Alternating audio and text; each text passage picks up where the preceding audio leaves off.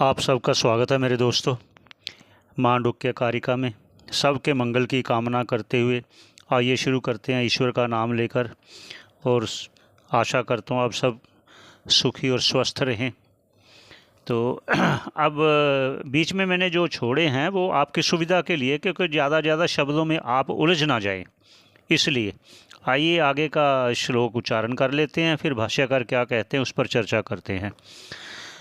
अस्पन्दमानं मलातं अनाभासम् अजं यथा अस्पन्दमानं विज्ञानमनाभासम् अजं तथा। जिस प्रकार पहले कहा गया ना, मिसाल है जो हिलाएंगे तो उसी आकार की दिखेगी, नहीं हिलाएंगी तो नहीं, वो सीधी मिसाल ही दिखेगी। गोल चक्कर आ गई, टेढ़ा मेढ़ा नहीं दिखाई देगी अगर उसको ना हिलाएं तो। अब ये कहते हैं अस्पंदमानम, स्पंद कहते हैं हिलाने को, अस्पंद कहते हैं ना हिलाने को। अलातम, अलातम मतलब उसको, मिसाल को। अनाभासम यथा, जैसे। यथा मतलब जिस प्रकार, जो पहले कहा गया, हिलाने से वो टेढ़ा मेढ़ा करने से वैसे ही दिखाई देती है, ना करेंगे टेढ़ा मेढ़ा, ना हिलाएंगे तो वैसे मिसाल ही दिखाई देगी जैसे। ऐसे ही स्पंदमानम मतलब ना हिलाता हुआ, अर्थात स्पंद कहते हैं हिलना डुलना, और स्पंद कहते हैं जो एकाग्र मन रहे, एक चित्त रहे, स्थिर रहे।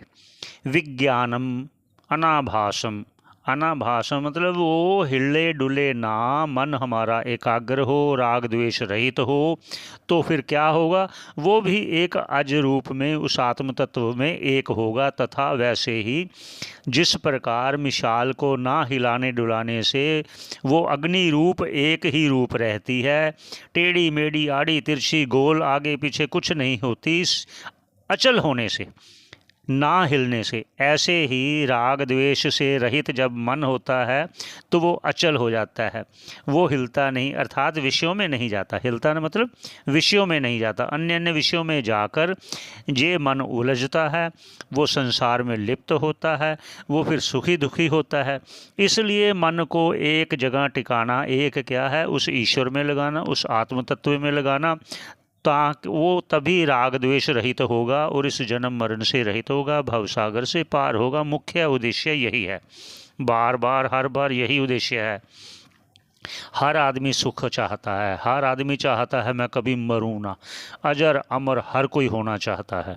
उसका उपाय शास्त्र बता रहा है, करना जो करेगा इन उपायों को वो निश्चित रूप से फल को प्राप्त होगा। अब आप समझ गए होंगे मुख्य उद्देश्य ये है। बीच में जो जैसे अभी भी देखो अन्य अन्य शब्दों से बताया जा रहा है, भाष्यकार अन्य अन्य शब्दों से इसीलिए बता रहे हैं कि आपको जो सुविधा हो उसको आप ज़्यादा एकाग्र मन होकर श्रवण करें।